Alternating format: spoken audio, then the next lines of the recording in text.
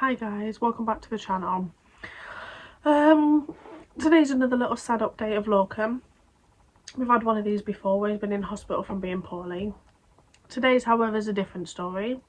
If you follow us on Instagram, you might have already seen a little something about this, but not all the ins and outs. So, we are on the 25th of April. Lorcan's just having a little bit of a rest at the moment and get myself a little bit of chocolate. I need a bit of a sugar rush because today's been a bit mental. So, day starts normal. We get up, get him ready, do the school run, and then I come home and I do as I normally do. Front door's here. You walk through, straight on your left is the living room. To the right of you is the stairs going up, and then straight ahead of you is the kitchen. As you've probably seen if you've watched some of our vlogs before, you probably know the layout of the house. So I come in and I wheel Lorcan straight in front of the little brown table that we've got next to the window. You've probably seen that too. And I parked him there. He's strapped in, plugged in. He isn't always, I won't lie, because he's normally quite good with it. But he's strapped in and he had a blanket around him. And I go from parking him in the living room to walking through to the kitchen to hang my keys up, put my bag on the side, and then I opened the fridge. I went bang on the side, opened the fridge, got the milk out, and I heard Wah! Threw the milk on the side, and I was like, turn around, and Lorcan is on the floor getting himself up in like a panic, and I was like, oh my god, what happened, Lorcan? You're not supposed to stand up in your pushchair as you normally do. Just think blasé about it just for a second. And he shoots up, like gets up as quick as his fally's up, and he stood himself up and he's like crying and crying and crying, really hard crying. And I was like, oh my god. So I picked him up, gave him a cuddle, and from me picking him up to give him a cuddle to sitting him on the dining table, he is covered, and I mean covered in blood. You can't even see his mouth, you can't see his nose. It's literally from here across, it's just like a blood mask, just completely over him. I at this point start panicking, and I was on the phone to my mum at the time because I was just explaining to her that we'd just bumped into one of you lovely viewers on the school run this morning. So hi if you're watching. I'm sorry I forgot to get your name. If you want to leave it in the comments then do, but hello to you, hello to your children. It's lovely to meet you this morning. But anyway, where did I get to? On the phone to my mum talking about meeting the lovely viewer that we met this morning, and I just start panicking instantly, and I'm like, oh my god, what do I do? So I changed the phone call to FaceTime so my mum can see Lorcan's face and just be like, tell me what to do. And she's like, just get a towel, wipe it up, blah blah blah blah. And I'm like, what am I supposed to do after that? What am I supposed to do after that? She's like, right, just calm down, give him a cuddle.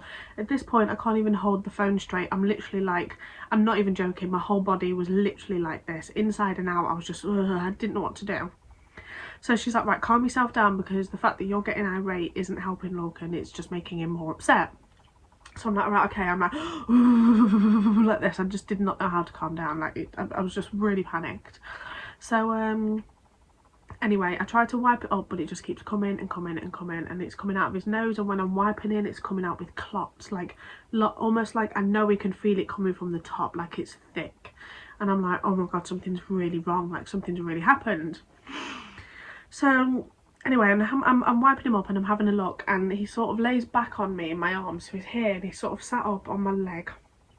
And at this point I've taken him from the living room to the kitchen, back into the living room, because I'm just panicking. I'm just walking around with him and I don't know what to do, because there's blood just all over me, all over my hands, all over my shoe. You can see a little bit of it there. It's all dripping down him, it's all over him, it's all over his hands because he's touched his face.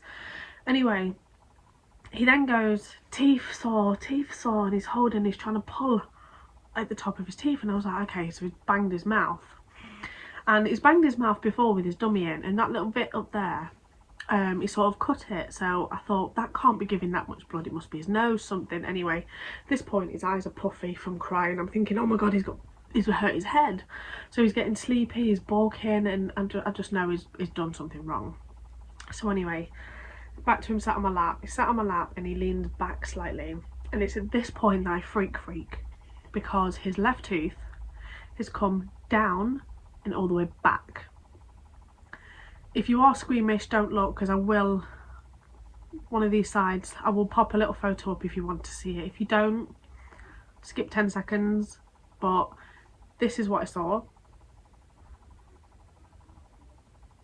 Yeah, it's horrible. So his tooth came down and back. You can't see it as much as I could in that photo, but I had to take photos. I'm not just this crazy mum that keeps taking photos of things, but when you call the doctors, sometimes they don't always give you an appointment, but they want photos. So although it's not my first reaction, it's calmed down a little bit from this point. It's been about 10-15 minutes. I've been trying to clean him up and calm him down. So I take this photo so that in case the doctor say, have you got a photo, send it to me. I had it. So I took this photo, sent it to him, and I'm freaking out now and I don't know what to do. Jonathan's at work, he started a new job, and I've got no emergency contact for him at work, so I'm trying to get in touch with him. He's not getting my phone calls. I'm going on Google and trying to find his work's phone number, and it's taking me to the owners of the job, and then they're trying to give me this number and this number and this number, and I just can't get a hold of him. And I'm like, right, okay. So I'm now panicking, thinking, crap, his tooth, like, this is falling out. And I called the doctors and I couldn't even hold it together. I would literally call the doctors and I was just sobbing down the phone. I couldn't even get my words out, and she's like, it's okay darling, just calm down, try and tell me what's happened, blah blah blah blah. So she then puts me through, because this isn't her fault, obviously she can't say, yeah, come straight in. You have to have a triage appointment first. You have to have a telephone appointment. So she says, I'll put you down for like one of the first telephone appointments that we can get you. I'm like, okay. In between this and the doctor's calling me, I finally managed to get in touch with Jonathan, and he calls, he's panicking and it's just like, what's happened, blah blah blah blah blah. So I tell him what's happened, explain the whole shebang of what's just happened to him. He's then panicking and he's like, do you want me to come home? And I'm like, no, there's nothing you can do. Even if you came home, only one of us is allowed in any appointment at one time. There's literally nothing you can do other than come home, literally miss your third shift of work and sit and wait. Like, there's nothing you can do. Like, you might as well be at work earning the money, and I'll tell you if you need to come home, but right now you don't need to come home. So as I'm on the phone to him, the doctor's call, and he just says, what's happened? I explain the whole situation to him. Again, can't hold my tears in, and I'm now crying to him because I'm just panicking and I feel so guilty, and I'm just so worried about the fact that he's literally like in pain, he's holding himself, he's trying to pull his teeth out, and he's getting really really unsettled. At this point my mum turns up, godsend, and she walks in and I'm still on the phone to the doctor, so she sits with Lorcan, and somehow she manages to crack a smile and a little laugh out of Lorcan, and I don't know how she did it, but he perked completely up as soon as she walked through the door. I was so thankful for her today. I really have been so thankful for her, because I couldn't have got through it by myself. I really couldn't. And I know I'd have had to if I was by myself, and I know a lot of people out there do it by themselves. But when I'm lucky enough to have a support, I love that I've got it, and I love that I was able to depend on that support today, because Jonathan has to work and he can't lose money and lose a shift over everything that happened. So this was serious, but it wasn't take a day off work serious. Only one of us is allowed at an appointment, only one of us can do something. Like, we're just going to be a crowd otherwise. So thankfully I had mum, and she calmed me down, because there's nothing like a mum being able to calm me down, and a mum's love. So she managed to calm me down, and I get a phone call from the doctors at about 10 to 10 I think it was, and anyway I go through it with him, and he says, can you come in at 11?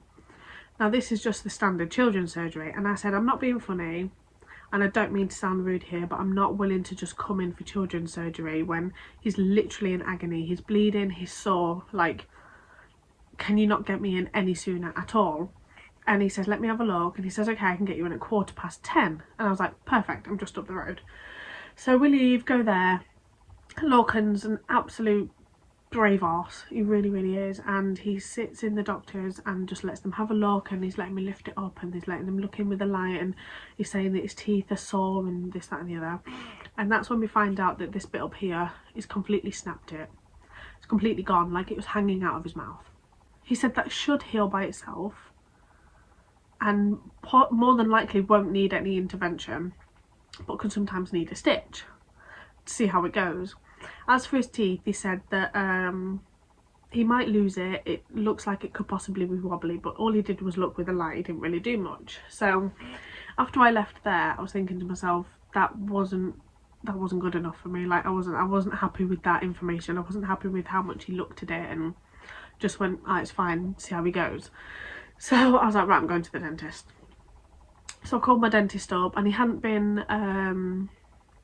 become a patient anywhere. So I called mine up and I just said, look, my 1-year-old, this has happened, can I get him in? And she says, yeah, I'll make him a patient under you, because we can do that.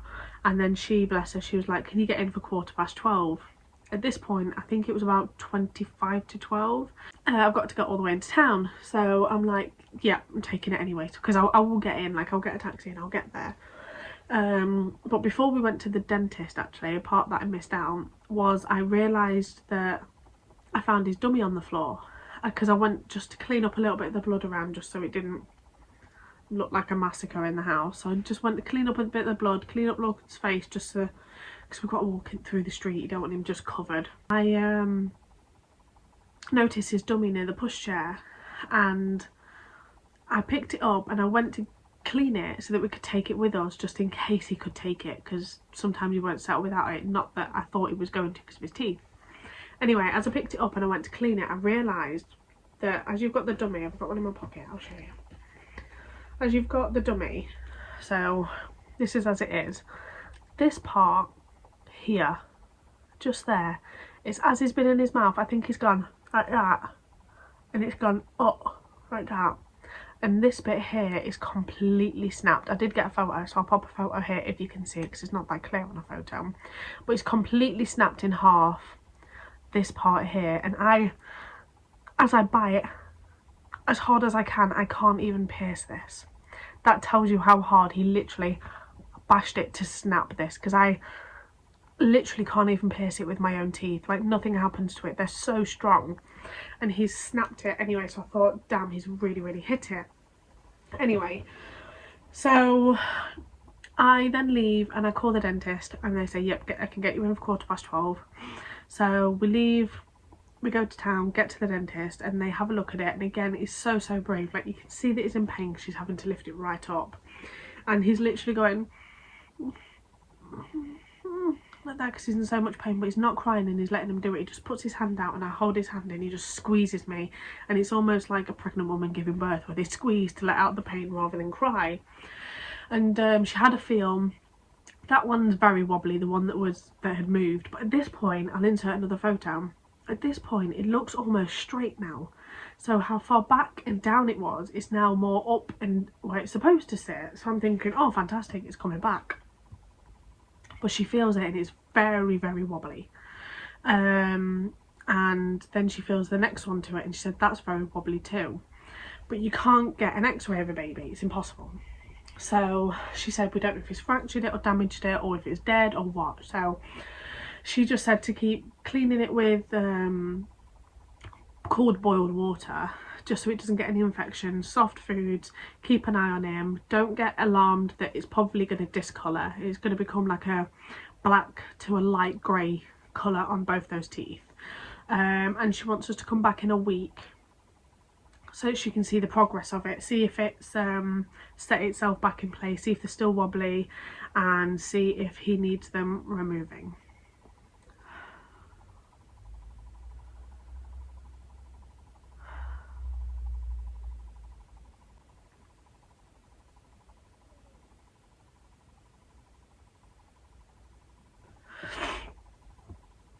Oh, I can't do it without crying.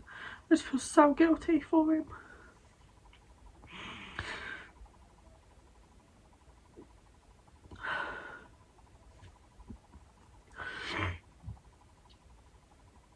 I just feel so guilty that he's in so much pain.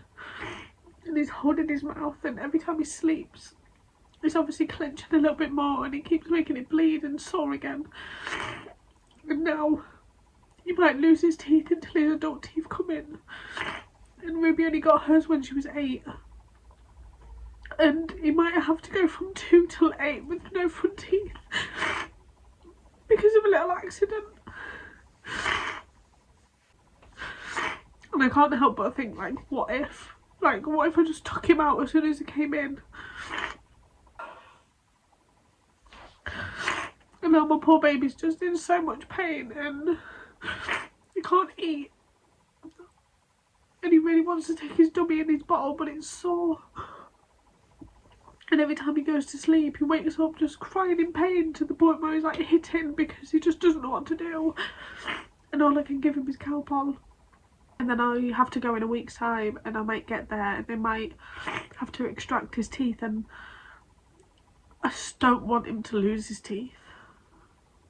And I don't want him to have to go through it. I don't even know how they do it. Will they inject him? Will they put him to sleep? Will they just straight pull them out? How do you extract a tooth from a baby? 1 or 2? I just can't help but think he's going to have to go through school without them. Or because of a silly accident. And he might not even have to lose them, but everybody said that there's a high possibility that he will.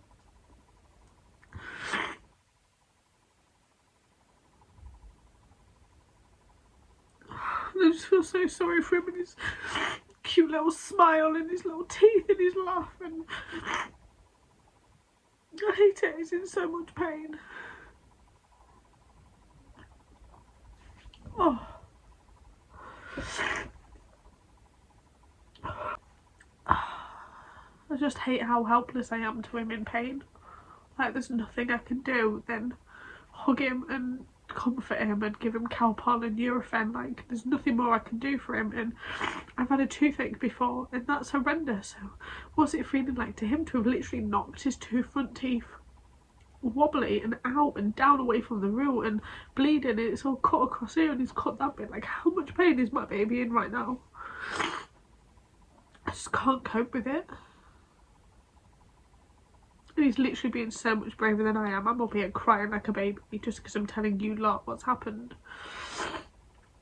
He's just resting, being such a good, brave boy, and honestly, he's so wonderful. I couldn't ask for a better baby. I really couldn't, but today's been really hard. I don't think we'll be vlogging for a while, but we will update you on what happens at the dentist in a week's time. But for now, just send lots of love and wishes to Lorcan, and just pray he doesn't have to get them removed. Thank you for watching. Bye.